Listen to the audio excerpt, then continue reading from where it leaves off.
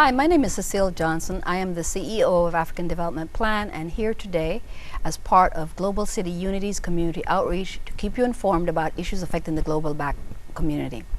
What we're trying to do is to unite us around a consensus of issues so that we can begin to find solutions that are sustainable. Today, my guests are some powerful women in the Black community here in Chicago.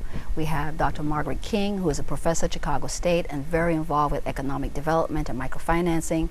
We have Cassiopeia, who is a business leader, and she is part of the blackmall.com, right? And then we have Mama D. Love, who is an educator, a minister, an activist, and like a mother to all of us in the community. So, ladies, I'm so happy to be here with you. Thank you for coming. Thank you. Okay. Today we're going to show focus on the year of the Black woman and tying it into the need for economic development in our community. So, Mama D, you're the educator. You're the one that worked with little children, Montessori. Can you lay a foundation for us, explain to us what this year of the Black woman is? How did it all come in? Well, first of all, I want to thank you very much for this opportunity to be on this program because I am familiar with all of your many activities and things that you do to bring awareness not just to the people locally but around the world and around the globe. So thank you for having me here. Thank you.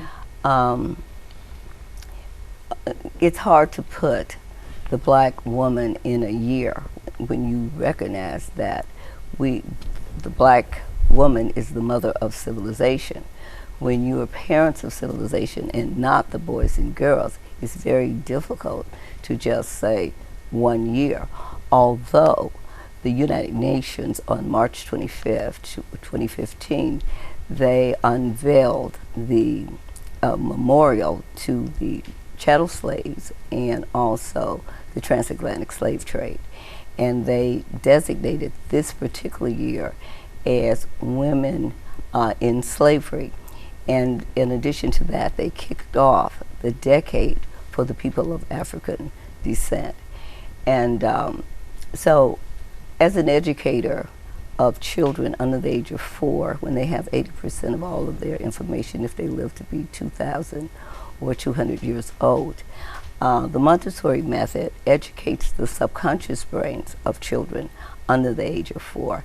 And it's very important at that time to teach them how strong they are, because as they grow older, they won't remember a lot of things, but they will remember what is in their subconscious brain, because that will be their driving force throughout their lives. They will only learn 20% more, and they have 80% in those first 4 years of life. And it's critical that particularly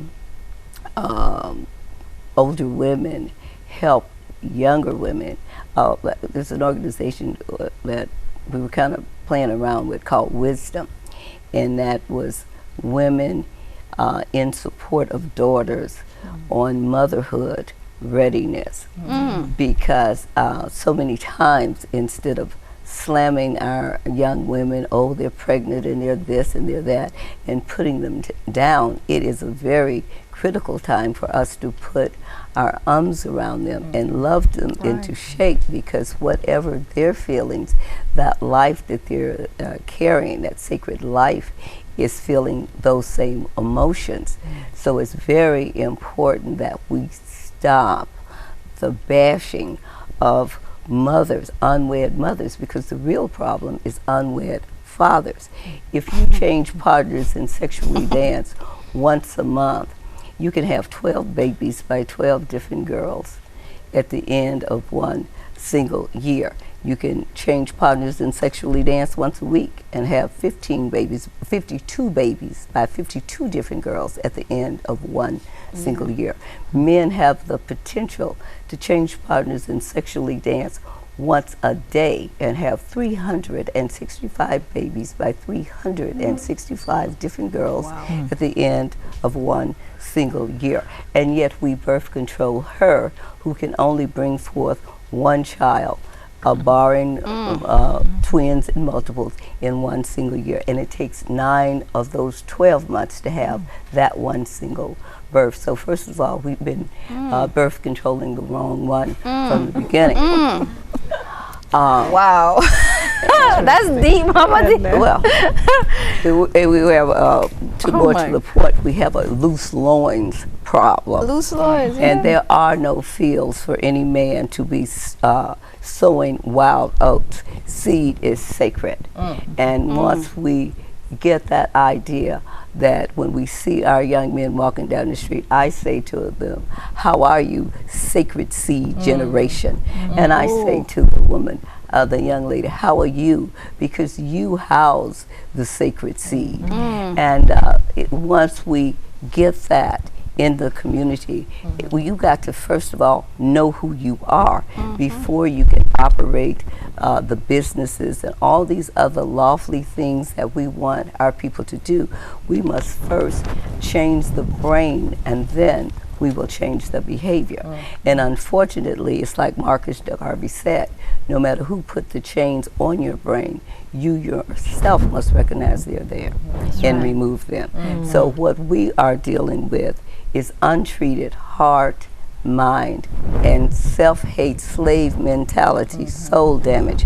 And I know we're dealing with it because in 1954, through testings of Dr. Clark, it was determined that the children had suffered so much heart, self-esteem, and mind, academic and psychological damage, that it was doubtful that they would ever overcome it.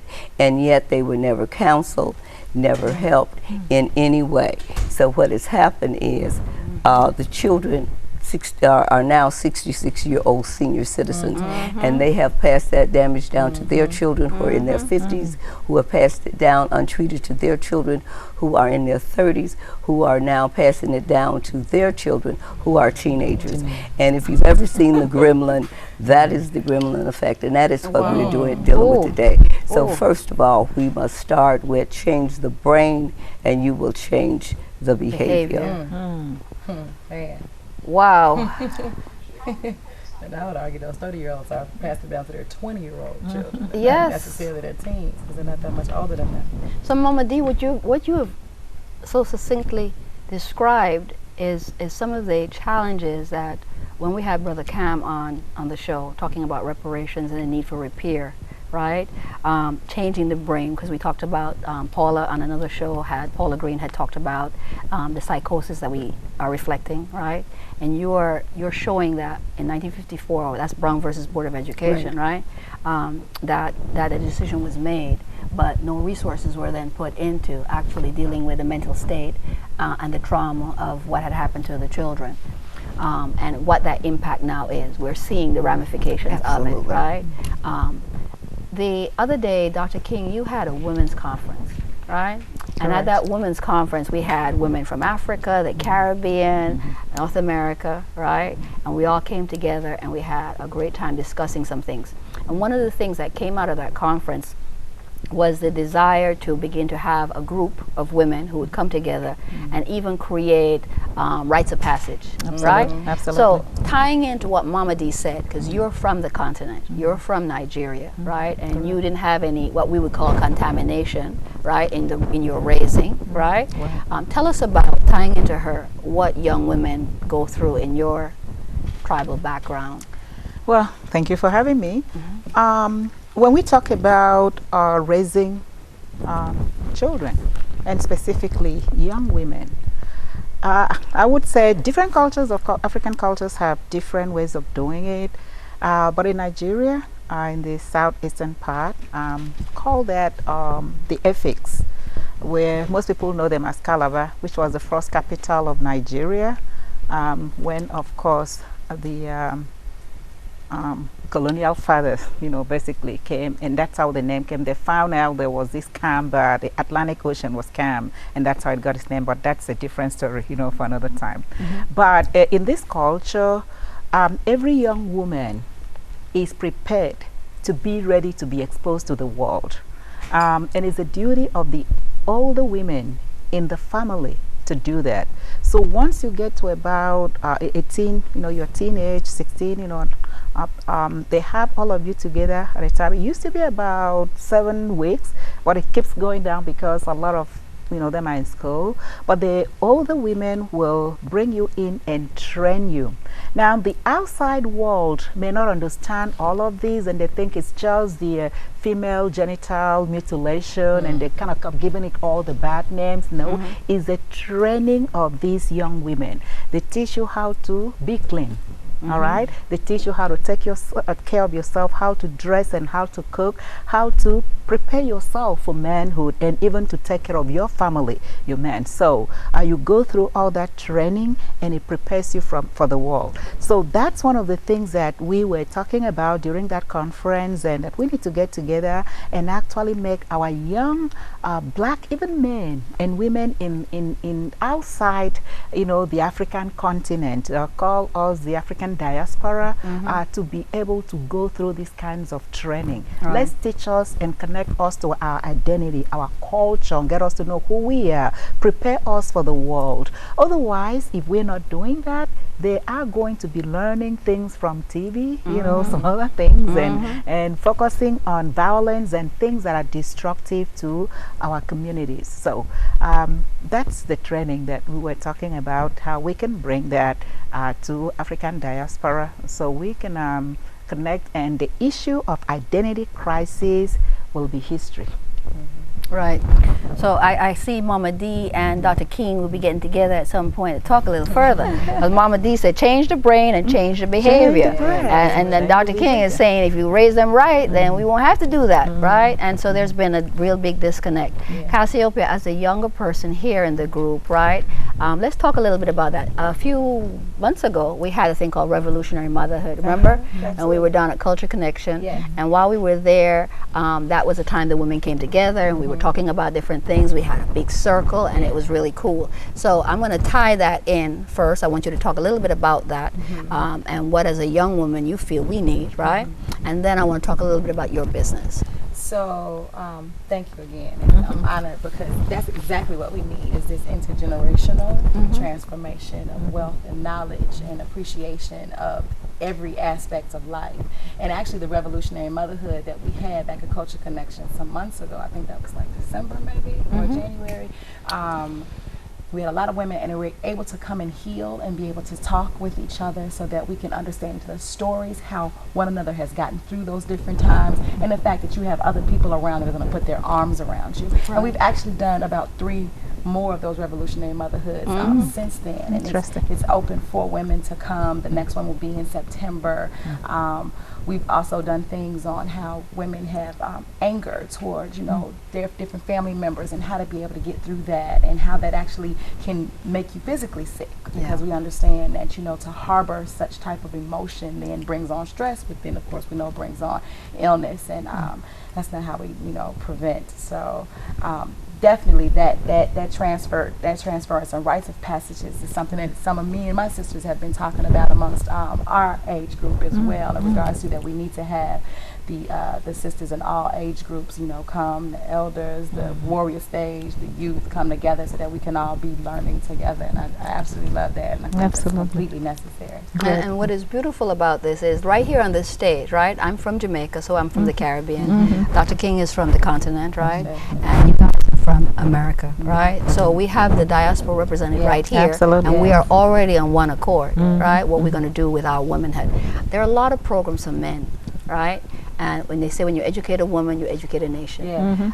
Studies have already shown when you invest in the women, they will have less children, educate them more, feed them better, and so actually increase human development index and life standards. So not to put down the programs that they have for men, but if the women were stronger, then the children would be stronger, right? And so we would have less of what we're having going on now. So Cassie, you are also the owner of the blackmall.com, right? So how did the blackmall.com get started? It got started because me and one of my business partners for the Black Mall would go to our businesses all the time, and when we would try to tell other people, like, oh, you should go to this restaurant, you should go to this store, we'd always get this excuses, they're probably going to open up late, or they probably cost too much, they're going to have bad customer service. And we were like, well, we know a whole bunch of them that are amazing. They have great prices, they have amazing customer service, and of course their product is really great, so that's why we go back. So because of some other organizations that I had been a part of that initiated beforehand, I had a list of like 5,000 people in the email already.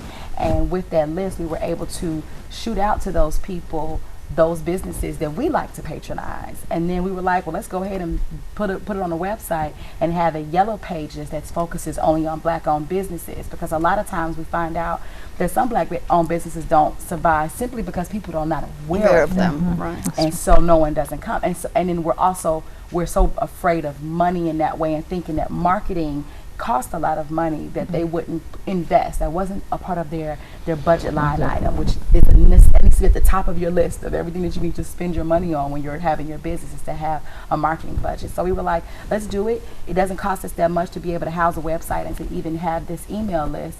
So we can do things for like $15.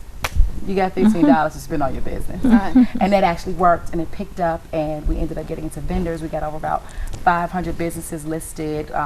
The email list has grown to now to 40,000, and we're able to be able to send out those messages to people, and people are just using it and love it, and awareness is getting out there. And I think people are seeing that it's bubbling. The Black-owned business and that movement is starting to bubble, and people are really starting to get in tune. So yeah. That's awesome, because we will be talking about in August of 2015 the Buy Black Business Month. Yes. But we really want it to be a 365-day event, Yes. right? Because the dollar spends 6 hours in the Black community, and if we were buying Black 365, then the dollar would spend a month like it does in the Asian community. Right. So, Dr. King, you are at Chicago State, and you deal with microfinance. Right? Correct. And the Global Institute. Can you tell us a little bit about how that ties in? Because we see that the African American community is similar to me, as far as I'm concerned. I'm from Jamaica, what we call a developing country. It's similar to a developing country, right? So therefore, the tactics that we're going to use for developing country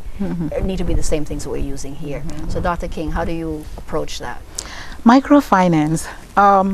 When people hear that, usually they think it's a third world concept, okay? And I don't like the word third world. Me neither. We focus more on developing, Right. because everybody sort of has different stages of development. But it's actually something that has been imported, of course, and brought to urban America, where businesses that are poor, or women, especially with a focus, who are not able to obtain bank loans, can have a privilege of getting some kind of credit that will assist them to grow their business. Now, when we want to define this, different countries have different definition and different yardstick of defining.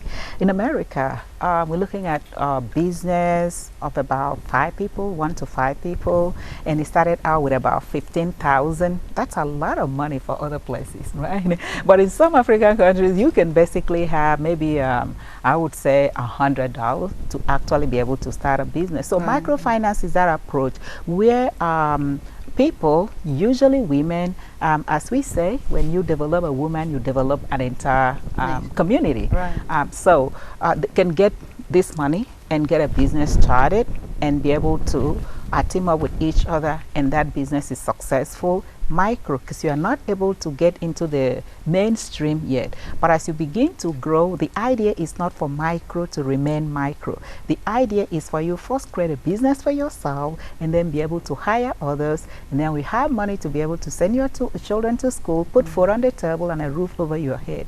And usually when that is done, focusing on women, you know that a whole lot of people benefit from it.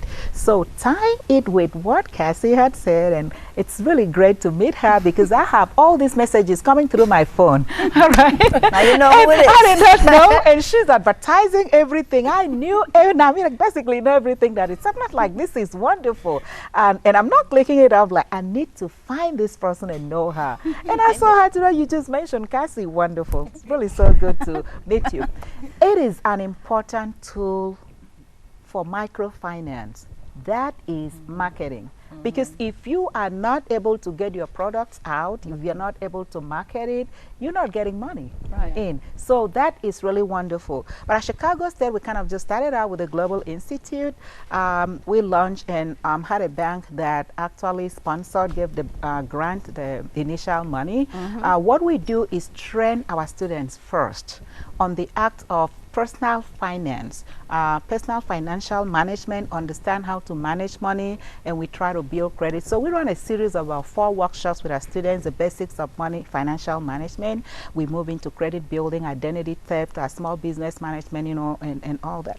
So once we finish with that, the students take the knowledge and then get into the communities and train others. All right? So that's the first stage. Then we move into the next stage where they are actually able to build their credits. You cannot get money unless you know how important credit is here. So we give them a stipend for just coming, about $25 based on whatever grant we get for them coming to the workshops. And then we also put money into their cards for them to be able to build their credit. So if they keep using this money, it's their money, but they use it responsibly, teaching them how to use money and pay it back into the bank. And if they do that for 12 months, it's supposed to correct their credit, and then they will move into the way of being able to get some microfinance from non-traditional banking system. And we have quite a few of those that we can talk about. So I see them getting this money, getting their business started, working on that, and then calling up Cassie and say, hey, I need you,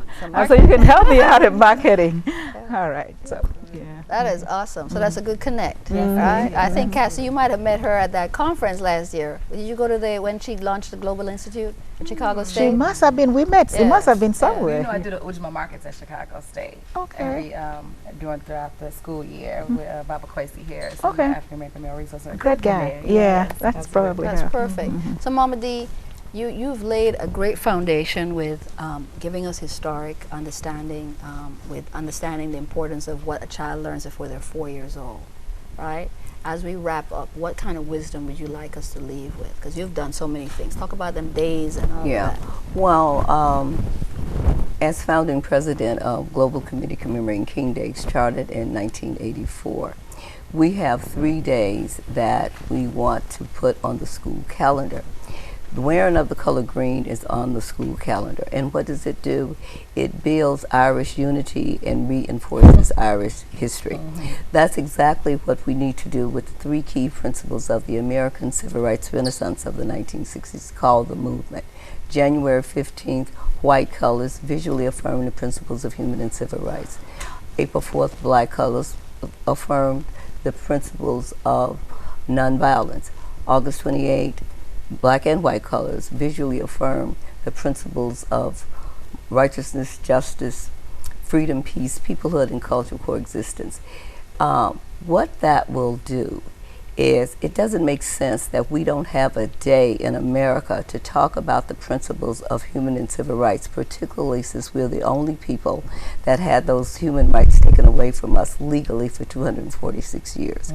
And why a lot of our children don't understand or overstand why we didn't fight back. Well, when you have no Army, no Air Force, no Navy, no Marines, no federal, state, and city police, how do you still resist? And we did that and won. And we need those spiritual and moral principles. So with the Days of Respect on the school calendar, we have the strategy to put that in place and implement something for the first time. 150th anniversary, December 18th, of the ratifying of the 13th Amendment. We need to honor the memory of the victims of those crimes against humanity, and also commemorate the signing of the 13th Amendment, because it left in a hook. When you go to jail under the 13th Amendment that abolished slavery, it left in a hook, except when you are convicted of a crime. And you become that recycled slave through incarceration. So it's important, if we said on that day, we want everybody to buy from a black business out of respect for those 246 years when we never got a check and a laborer is worthy of his hire. We can do that, because there's a direct connection between not respecting those 246 years of crimes against the humanity of black people and the black lives that we do not respect today. I agree. Drastic. So you found a very interesting way to tie that whole Oh, economic yes, piece doesn't back she? in. Wow. She's Wow. Mama D. Yeah, yeah. So on December 18th, which is the 150th anniversary of the 13th Amendment, and I agree with what you're saying about that exception, right? Except you're incarcerated, so really you're enslaved again once you become incarcerated. But how we can then change that. What I love about what you ladies have talked about here today is that you have taken some very trying. We have a history as an African. This is your family, right? This is our family, right? And so you're seeing what has happened to us, and we know colonialism did its number on you too, right? But you're seeing what has happened to us, and to be here in the Americas and participating in that healing, that repair, that reparation, right? That Cam talked about before, that has nothing to do with just money. But on the other hand, we also know what Claude Anderson says, that economics is the base, right? And politics, then legal, then media, then education. And Mama D, when you talk about education, how education then wraps back around on the thoughts of those who control economics, That's right? right. So we can't escape from none of these pieces. And it's been great to have you ladies come on and talk, because it's important for people to see how the dots connect. I call what we're doing connecting the dots, right? How do we take what we already have, not necessarily always focus on somebody giving us something. What about if we use what we already got, right? And if, yes, please. So just that, and that kind of goes into the whole, the Koch brothers are people are not familiar, the people who own Georgia Pacific, Bounty, Angel Soft, Mardi Gras, Solo, all of those different household products that we buy on a daily, and I'm sure a lot of us have them in there. And a way for us to be able to start controlling it, like Dr. Claude Anderson is, we actually have to have the buying power to buy the politicians, to buy the police, to buy the judges, and then we can control our education and everything else. And we have that alternative. I don't do any more talking, I don't do any more begging. You're either gonna be either be on board or you're not. And we have tissue. We have bathroom tissue, we have soap, we have paper towels, we have deodorant, all black manufactured. And so I ask you all, and everybody here and in the audience, to make sure that you are buying from your people a necessity, a billion-dollar entity, because you don't want to be able to fuel the people, the Koch brothers, who then privatize the jails and make sure that they are funneling people so that they do lose their 13th Amendment right and become recycled back into slavery. And when you buy from your own people, you're not fueling the entities that are actually trying to push us back into that particular situation. So what else? So I want to thank you ladies for coming on board for such short notice, but giving us so much, tying it all together. The Year of the Women, which will be every year is the Year of the Women, right? So thank you. And my name again is Cecile Johnson. I'm CEO of African Development Plan, and I want to thank Global City Unity Community Outreach for giving us this opportunity to speak to the global black community about solutions. These ladies are solutions oriented, and if you really just took the time, you'd find that many of the people in our community are. So you can reach me at africandevelopmentplan@gmail.com, and you can reach me at www.africandevelopmentplan.org. And I just want to thank you all ladies again. Thank you. Thank you.